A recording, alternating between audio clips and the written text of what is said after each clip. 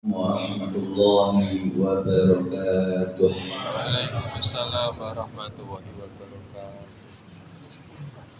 Alhamdulillah. Alhamdulillahilladzi an'ama 'alaina ni'man kafiyah. Ni'mal iman wal islam wal ukhuwah wa katilka ni'matil faraghi was sihah. Hatta yatamakkana fi ijabati amrin min awamirillah. Wassalatu wassalamu ala rasulillah alladhi arsyadana wa 'allamana bil 'ulumi wal hikmah wa ala alihi wa ashabihi wa man tabi'ahum amma ba'd.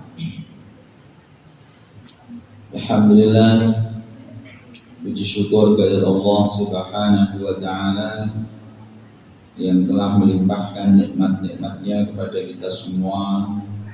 Nikmat sehat, nikmat sempat, utamanya nikmat iman, nikmat Islam, yang dengan nikmat-nikmat tersebut kita bisa melaksanakan perintah-perintah Allah, menunaikan kewajiban-kewajiban kita sebagai seorang mukmin, seorang muslim. Khususnya pada malam hari ini kita bisa melaksanakan sholat maghrib berjamaah yang dilanjutkan dengan kajian rutin dalam rangka thalabul ilmi tafaqquh fiddin. Mudah-mudahan hadirnya kita di majlis ini, di masjid ini, senantiasa mendatangkan keberkahan-keberkahan fiddini wa dunya wal akhirah. Salawat dan salam semoga tetap tercurahkan, terlimpahkan untuk baginda Rasulullah Muhammad sallallahu alaihi wasallam, terlimpah pula untuk keluarganya, sahabat-sahabatnya, dan seluruh umatnya yang istiqomah di jalannya. Mudah-mudahan kita semua juga termasuk umatnya yang istiqomah sampai akhir hayat yang layak mendapat syafaat fi yaumil qiyamah. Amin. Allahumma. Bapak, Ibu, hadirin hadirat yang dimuliakan oleh Allah, hafizahullah. Insyaallah pada malam ini melanjutkan kajian tafsir Al-Quran surah Al-Hujurat ayat 8. أعوذ بالله من الشيطان الرجيم. بسم الله الرحمن الرحيم. فضلا من الله ونعمة والله عليم حكيم. وإن طائفتان من المؤمنين اقتتلوا فأصلحوا بينهما فإن بغت إحداهما على الأخرى فقاتلوا التي تبغي حتى تفيء إلى أمر الله فإن فاءت فأصلحوا بينهما بالعدل وأقسطوا إن الله يحب المقسطين. إنما المؤمنون إخوة فأصلحوا بين أخويكم واتقوا الله لعلكم ترحمون. صدق الله العظيم. اللهم ارحمنا بالقرآن. اللهم ارحمنا بالقرآن.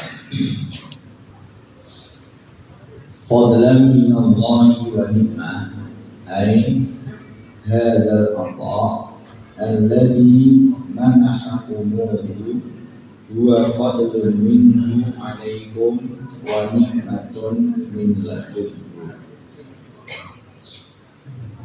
Pemberian ini, yang dimaksud pemberian ini adalah hadirnya Kanjeng Nabi Muhammad Shallallahu Alaihi Wasallam.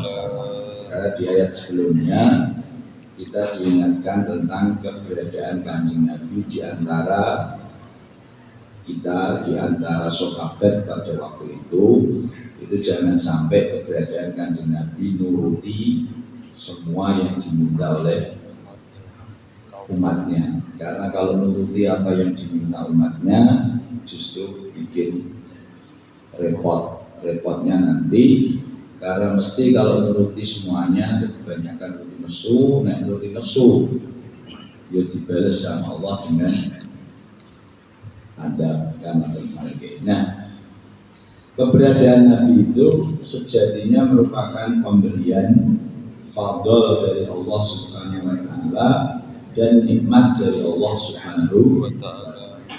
Adanya Kanjeng Nabi Muhammad, hadirnya Kanjeng Nabi Muhammad itu merupakan fadl dari Allah Subhanahu wa taala. Yang menangi Kanjeng Nabi Muhammad, yang sempat berjumpa dengan Kanjeng Nabi Muhammad, dia dapat fadl yang luar biasa. Makanya para sahabat itu fadlnya gede karena ketemu langsung dengan Kanjeng Nabi Muhammad Shallallahu Alaihi Wasallam. Kita diingatkan ketika kita mendapatkan fadl dari Allah, nikmat dari Allah, maka mestinya kita bersyukur, mestinya kita gembira, bahagia, walaupun dikantuk nikmat. Meskipun kita nggak menangi Kanjeng Nabi, setidaknya kita bangga jadi umatnya. Kita senang syukur jadi umatnya Kanjeng Nabi. Karena setiap pemberian dari Allah dituntut untuk bersyukur dan bergembira atasnya. Sebagaimana yang disampaikan di ayat yang lain, qul bi fadlillahi wa bi rahmatihi fa bidzalika falyafrahu. Katakanlah sebab fadl dan rahmat dari Allah maka bergembira. Dan salah satu fadl yang terbesar, pemberian yang terbesar adalah hadirnya Kanjeng Nabi Muhammad Sallallahu Alaihi Wasallam. Diutusnya Kanjeng Nabi Muhammad Sallallahu Alaihi Wasallam merupakan fadl yang besar. Oleh karena itu wajar jika kaum muslimin itu bergembira atas hadirnya Kanjeng Nabi. Sehingga mungkin juga tidak heran di bulan-bulan seperti ini, ya, di bulan-bulan Maulid, di bulan-bulan Rabiul Awal itu banyak kaum muslimin yang mengekspresikan kegembiraannya, wujud syukurnya mergo lahir Kanjeng, sehingga banyak yang istilahnya muludan itu ekspresi senang, ekspresi gembira atas lahirnya Nabi Muhammad Sallallahu Alaihi Wasallam. Meskipun mungkin ya, sebagian mungkin tidak muludan, karena mungkin muludan ini dianggap tidak ada dasarnya. Sebagian mungkin ada yang seperti itu. Tapi yang jelas ini yang pasti, kalau gembira dengan adanya Kanjeng Nabi, gembira dengan kehadiran Kanjeng Nabi itu jelas perintah. Senang mergo Kanjeng Nabi lahir itu jelas perintah. Karena Kanjeng Nabi itu fadl dari Allah, dan ketika dapat fadl suruh gembira. Nah, kemudian yang sering dijadikan dalil kan Abu Lahab itu kan gembira saat Kanjeng Nabi lahir. Saking gembiranya kemudian merdekakan budaknya. Nah, kan Sayyidina Abbas itu pernah diimpengi, Uri itu fil manam, saya diperjumpakan dalam tidur, alias saya mimpi ketemu Abu. Kemudian ditanya, ma haluka, kabar bro. Orang kira kan terjemahin. Terus dijawab sama Abu Lahab dalam mimpi itu, finnar lan alqa khairan ba'dakum. Aku dan rokor kosong, gak tahu untuk kepenak, tidak pernah menjumpai kenikmatan setelah pisah dengan kalian. Setelah meninggal itu lah, waktu di kepenak kabeh. Nah, kemudian illa annahu khuffifa anni bihadi bi'itaqati suwaibah. Hanya saja di waktu seperti ini siksaku diringankan karena aku memerdekakan Suwaibah khina basyaratni di maulidin Nabi, saat Suwaibah memberi kabar gembira tentang lahirnya Nabi. Dan itu diperlihatkan di dalam mimpinya sahabat Abbas. Ini asar ini sahih, riwayat Imam Bukhari. Cuman yang diimban itu sahabat Abbas. Lah, sahabat Abbas ketika mimpi seperti itu kira-kira mimpi dari Allah apa? Tidak. Tapi para jumhur ulama itu mengatakan sekelas sahabat Abbas mimpi wakeh bener. Sekelas sahabat Abbas mimpi itu wakeh bener. Jadi itu isyarat bahwasanya mimpi itu ya mimpi saya bener. Makanya Imam Ibnu Hajar Al-Asqalani itu beliau ketika menyarai hadis ini, beliau memberikan komentar seperti ini. Wa dzalika anna kafiran yukhaffafu adabuhu bi bisyaratihi. Di hadis ini, seorang yang kafir pun bisa mendapat keringanan siksa saat gembira atas lahirnya ganti. Fal mu'min idza fariha bi maulidihi fayusibuhu al-haq. Kalau orang kafir saja yang gembira atas lahir kanjeng Nabi itu untuk fadl seksualnya di entengno. Menang orang mukmin kok senang atas lahir kanjeng Nabi, itu ya bukan ganjaran, mestinya gitu. Nah ini yang disampaikan Hajar. Makanya ya wajar kalau bagian kaum muslimin terus menang nanti kok bulan Maulid mergo sing kafir lain nek seneng dintengno seksualnya, nek sing mukmin kan berarti ganjarannya gede. Karena nggak mungkin diringankan siksanya kalau tidak dapat fadl dari Allah. Itu di antara dalil sing jenengan dan sing terus menang dengan lahirnya bulan, dengan lahirnya kanjeng, sehingga di momentum bulan Rabiul Awal itu pada senang, pada gembira sebab momentum lahirnya kanjeng. Nah, kalau soal ulamanya yang pro dan kontra tentang maulid dengan profesor, intinya banyak ulama yang dukung maulid karena ekspresi kegembiraan, tapi diakui atau tidak memang ada ulama yang gak setuju dengan maulid. Nah, itu. Jadi yang jenengan seorang berpaham tak beres. Kemudian ya saja wonten sing pro, wonten sing kontra. Sing pro yang anak-anak, sing kontra ge ora usah apa-apa. Sing penting baik yang pro maupun yang kontra dengan maulid, sing penting senang kanjeng. Dan kalau senang kanjeng Nabi ini nggak bisa ditawar, wajib harus harga mati. Mergo sing sawar kanjeng Nabi itu sing senang kanjeng.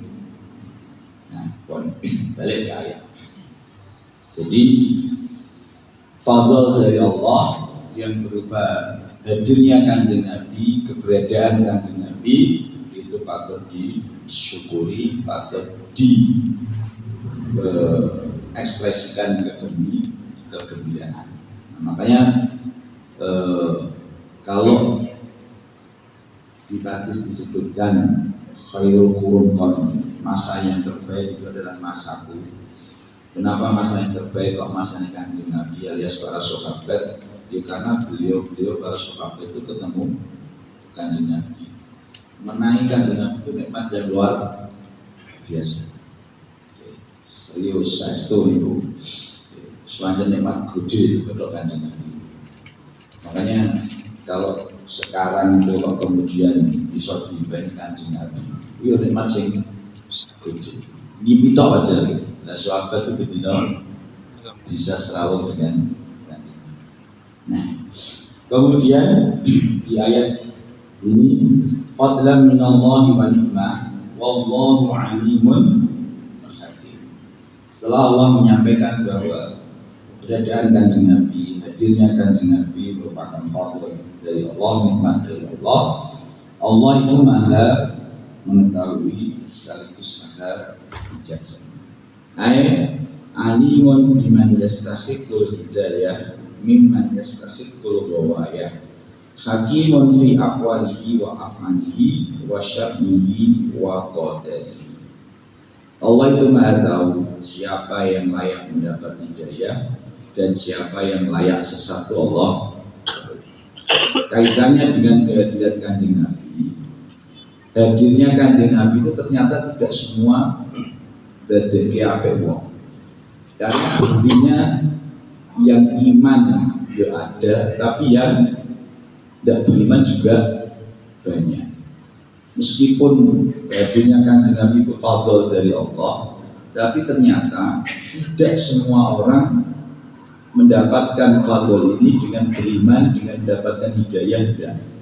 Tapi ternyata dengan hadirnya Kanjeng Nabi itu dalam tanda kutip ya, justru dalam tanda kutip banyak yang tidak beriman, banyak yang tidak mendapatkan hidayah. Orang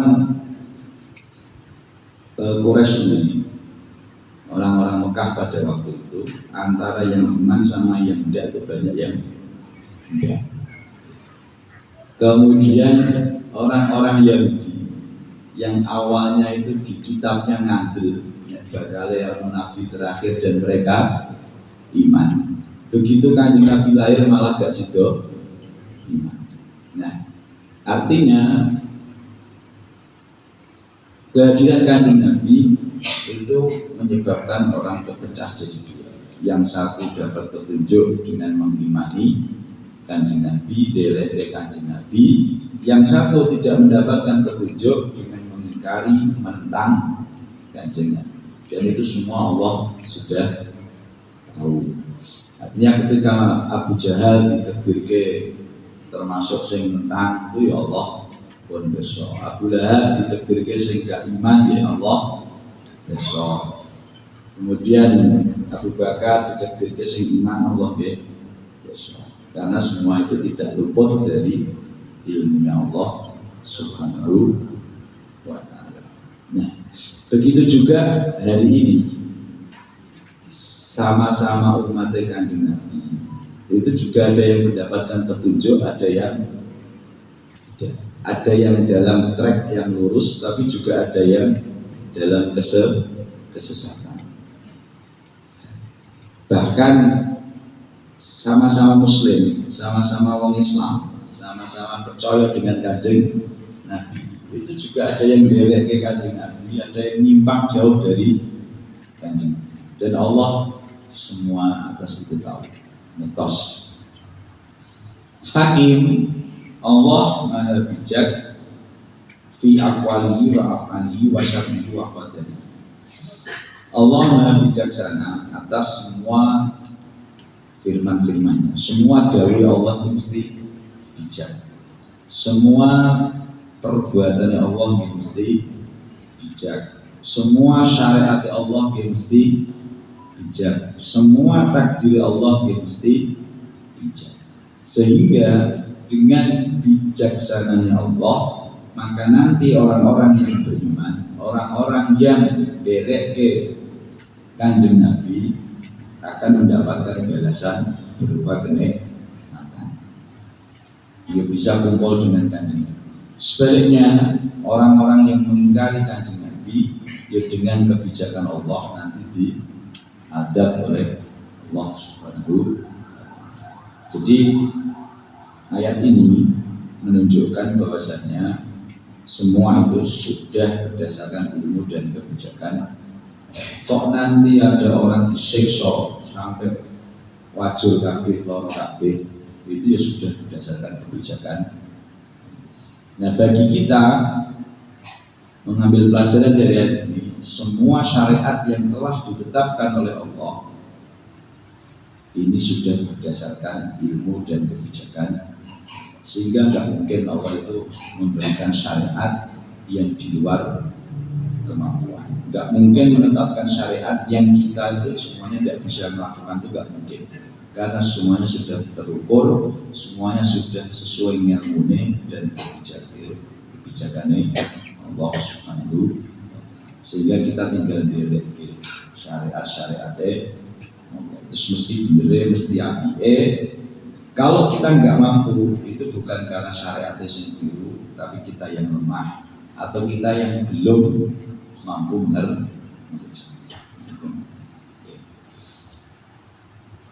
Kemudian ayat selanjutnya, wa in ta'ifatani minal mu'minina qatatalu fa aslihu bainahuma. Jika ada dua kelompok mukmin yang berperang, bermusuhan, maka damaikanlah di antara keduanya. Ini dalam tafsirnya disebutkan, yaqulu ta'ala amiran bil islah bainal muslimin al-baghina ba'dhum 'ala ba'd. Allah memerintahkan kita semua untuk mendamaikan jika ada kaum muslimin yang bertikai. Kalau ada kaum muslimin yang bermusuhan, tugas kita itu mendamaikan. Perintah Allah itu fa aslihu bainahuma, damaikanlah di antara kedua. Ini tugas dari Allah Subhanahu wa taala untuk kita semua. Ketika melihat muslim sama muslim tukaran, ketika melihat kubu mukmin sama mukmin perang musuhan, maka tugas kita adalah mendamaikan. Piye carane ben rasido perang, piye ben gak sido musuhan, piye ben gak sido tukaran. Jangan sampai malah kita ikut ngobong, ditambah semangat dan tukaran antar sama muslim. Karena tugas kita ketika melihat pertikaian kok itu melibatkan mukmin dengan mukmin, peran kita adalah fa'aslihu bainahuma, damaikanlah keduanya. Nempun jenengan damaikan kok ora iso ijeh tukaran, spon jenengan ora usah melu-melu, saya tengok-tengok dah ngomong. Nah, ini terjadi fitnah kubro. Fitnah kubro itu bisa dibilang fitnah terbesar di kalangan kaum muslimin ketika di zaman sahabat ada pertempuran antar kaum muslimin. Jadi ada kitab itu namanya fitnah kubro. Fitnah kubro itu fitnah terbesar. Dikatakan fitnah terbesar karena mestinya nih wong iman, wong Islam itu gak tukaran. Tapi diakui atau tidak, sejarah mencatat bahwa memang sempat ada peperangan antar kaum muslim, dan itu terjadi di saat di zaman Khalifah Ali bin Abi Thalib. Diakui atau tidak memang kuat, dan itu sudah disyaratkan Kanjeng Nabi sebelumnya tentang adanya pertikaian kaum muslimin. Itu sudah disyaratkan Kanjeng Nabi sebelumnya. Karena pada waktu Kanjeng Nabi memang bilang seperti itu. Ono sing tukaran dan bukan sama musuh Allah, tapi antar sama mukmin sama muslim. Maka kemudian sahabatnya ada yang bertanya, waduh, menangin itu pulau pripun? Kan ada yang bertanya. Kemudian dijawab sama Kanjeng Nabi, Kalau kau menangis seperti itu, ya kifika itu kamu diam di rumah aja. Jadi artinya nggak usah ikut A, nggak usah ikut B. Itu ada riwayat. Jadi diakui atau tidak, memang pernah terjadi fitnah kubro, pertempuran, pertikaian, bahkan peperangan antar kaum, itu pernah terjadi. Tapi ngeten deh, itu jangan sampai dijadikan dalil kalau kita mau gegeran. Jadi nek gegeran karo muslim, dulur muslim, itu dalile untuk zaman Ali sing sahabat itu perang kok. Iki kene perang lan macem. Ndek ben sing sahabat itu perang. Iki kene perang yo lumrah macem. Jangan. Karena itu perangnya antar sahabat itu bukan contoh yang baik. Makanya disebutkan fitnah. Fitnah terbesar, ujian terbesar dalam sejarah Islam itu perangnya antar sahabat. Karena memang melibatkan sahabat-sahabat senior. Saya di perang Jamal itu Sayyidina Ali dalam tanda kutip perang sama Sayyidah Aisyah. Kurang apa beliau Sayyidina Ali itu jamin surga, Sayyidah Aisyah juga boleh Kanjeng Nabi. Mungkin kan pertanyaan kok bisa sampai perang terlepas dari peran orang Yahudi yang ngompor-ngompori, yang memberikan info-info hoax dan kemudian termakan info itu ya sebenarnya. Begitu juga antara Sayyidina Ali dan Sayyidina Muawiyah, itu ya kurang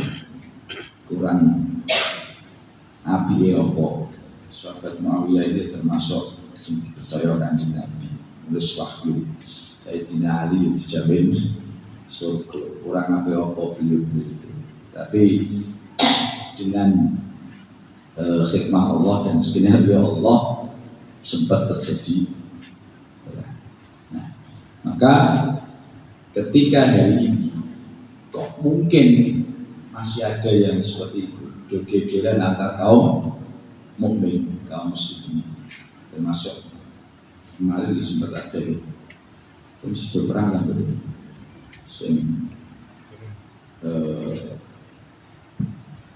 tentang masalah Habib yang pro dengan Habib Ba'lawi sama yang kontra itu kan tantangan sudah perang kan betul.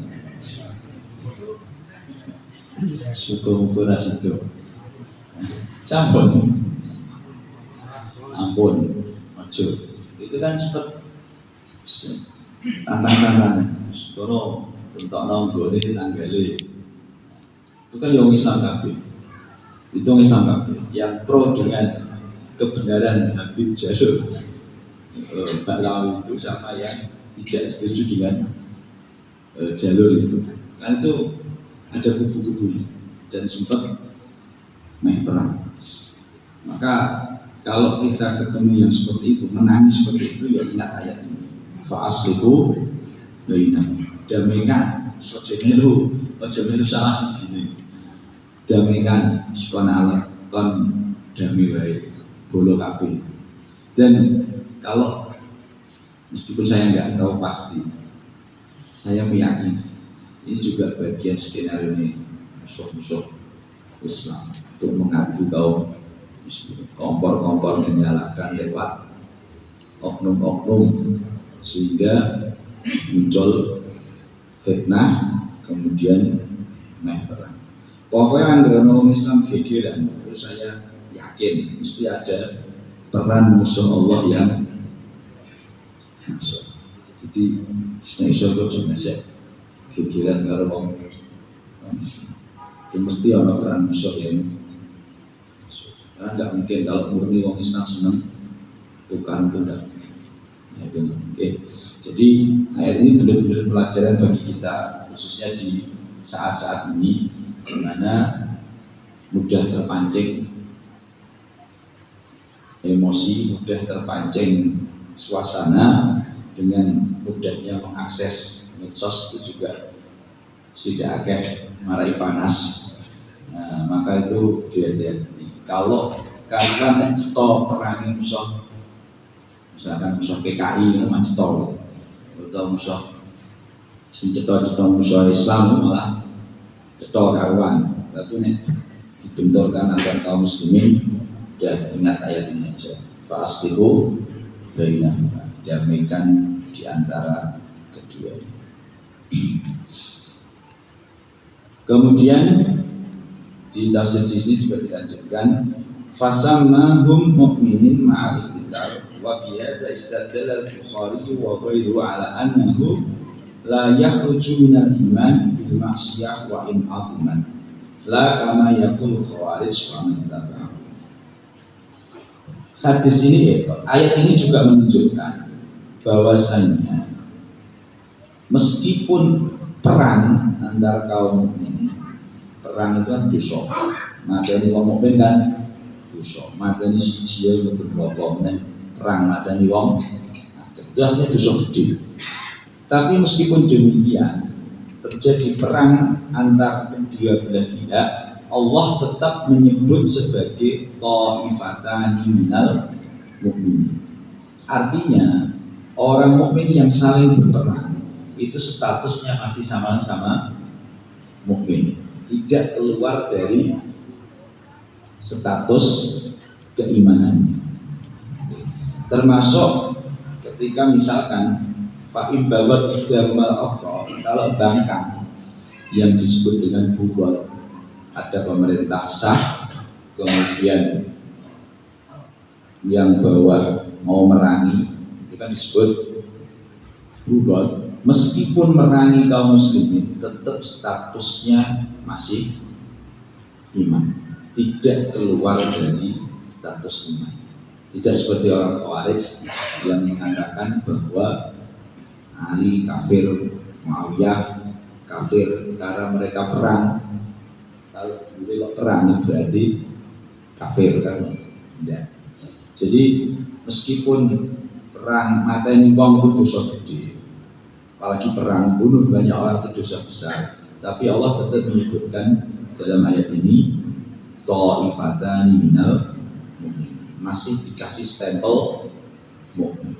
Sehingga kalau ada yang mengatakan kubu Muawiyah kafir, kubu Ali kafir, jelas keliru, karena Allah masih menyebutkan mukmin. Dan orang-orang Khawarij itu mesti salah ya, bisa dipastikan mesti salah ya, yang mana mereka mengkafirkan orang-orang mukmin. Itu maksudnya. Jadi pokoknya orang iman kok dikafir mesti salah ya. Senajan dosa gede itu tidak akan kafir. Makanya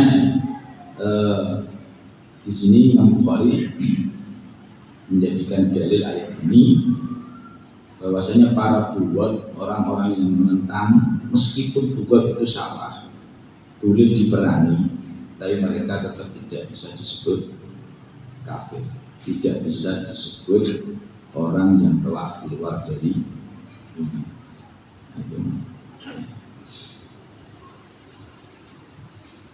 Kemudian berkaitan dengan ini juga Imam Bukhari menukil sebuah hadis yang sahih an Abi Bakrah anna Rasulullah SAW khotbah yauman wa ma'a al-Hasan bin Ali faja'ala yanzuru ilaihi maratan wa ila nasi ukhra wa yaqulu inna ibni hadha sayyidun wa la'ana Allah an yusrika bihi baina fi'ataini a'imataini minal muslimin. Ini juga isyarat dari Kanjeng Nabi. Kanjeng Nabi pernah berkhutbah dan pada waktu itu di mimbar ada Sayyidina Hasan bin Ali, cucunya Kanjeng Nabi.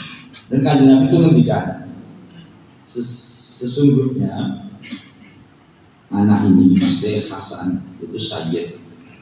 Ini Kanjeng Nabi bilang sayyid. Makanya kalau kita bilang sayyid itu juga mau puas ini.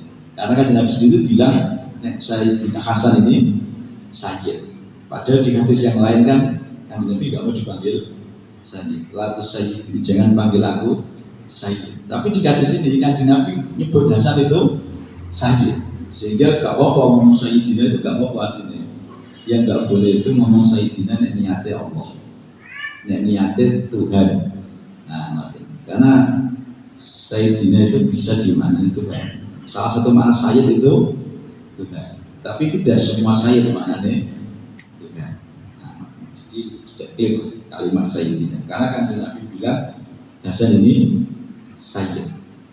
Kemudian beliau melanjutkan, bisa jadi Allah itu besok mendamaikan dua kubu besar yang bertikai sama-sama Muslim lewat Sayyidina Hasan. Ini juga isyarat dari Kanjeng Nabi bahwa bakal pancen perang gede antar kaum muslimin, dan yang mendamaikan keduanya itu Sayyidina Hasan. Dan ini menjadi faktaan ketika sahabat Ali pada waktu itu dalam tanda kutip Muawiyah belum mau baiat sebelum yang bunuh Utsman di korupsi. Saya materi Utsman golek isih prosesnya adil isih untuk kita baiat. Sementara yang di kubu Sayyidina Ali bangga baiat saya kok mesti di korupsi. Kan sebenarnya awalnya kan seperti itu. Istihad menentukan mana yang lebih dulu. Baiat saya apa ngurusi. Aslinya kan di situ. Tapi kemudian ada fitnah-fitnah masuk, kompor-kompor masuk, hasil akhirnya perang. Dan ini kubu yang memang sama-sama besar, kubu Sayyidina Ali sama kubu Sayyidina Muawiyah. Kemudian sampai ketika Sayyidina Ali wafat bunuh, maka kemudian yang melanjutkan kan Sayyidina Hasan. Tapi karena tadi belum clear masalah yang antara kubu Muawiyah dan Ali, meskipun sudah ada perjanjian damai, tapi belum iso. Akhirnya Sayyidina Hasan melepas kepemimpinan. Pun kula mundur mawon ben dicekel Muawiyah mawon, dan pada waktu itu benar-benar bisa damai. Mungkin sekilas dengan akan menyimpulkan Muawiyah jenjang ramai, dan jangan sampai kita menyimpulkan seperti itu. Muawiyah tetap sahabat yang punya kedudukan, punya banyak kebaikan, tapi memang istihadnya berbeda pada waktu itu. Kalaupun Muawiyah salah, itu insya Allah ganjaran siji. Karena salah yang istihad itu ganjarannya. Kita juga jangan terpancing dengan ucapan-ucapan orang Syiah yang menjelek-jelekan Muawiyah, yang mengkafirkan Muawiyah. Bagaimana juga Muawiyah orang baik. Nah, itu prinsip Ahlussunnah. Meskipun dalam istihad bisa salah. Jadi ketika para ulama ditanya antara Ali dan Muawiyah, itu sing bener sapa, sing salah sapa? Jawabannya mereka berdua beristihad. Sing bener untuk ganjaran loro, sing salah untuk ganjaran siji. Katakanlah Muawiyah salah untuk ganjaran siji. Tidak layak untuk dicaci, tidak layak untuk dicela. Nah, itu ya, jadi memang sudah ada isyarat dari Kanjeng Nabi akan ada tragedi besar di antara kaum muslimin, dan yang bisa mendamaikan suatu mayung plong Sayyidina Hasan itu sudah terwujud. Kondisi ini kan sih. Oke, sampai sini dulu. Insya Allah besok kita lanjutkan. Sekali lagi, peran kita ketika melihat ada pertikaian di antara kaum muslimin, tugas kita tidak manas-manasi, tapi tugas kita adalah mendamaikan keduanya sebisa. Insya Allah besok kita lanjutkan. Aku lupa ada. Assalamualaikum warahmatullahi wabarakatuh. Waalaikumsalam warahmatullahi wabarakatuh.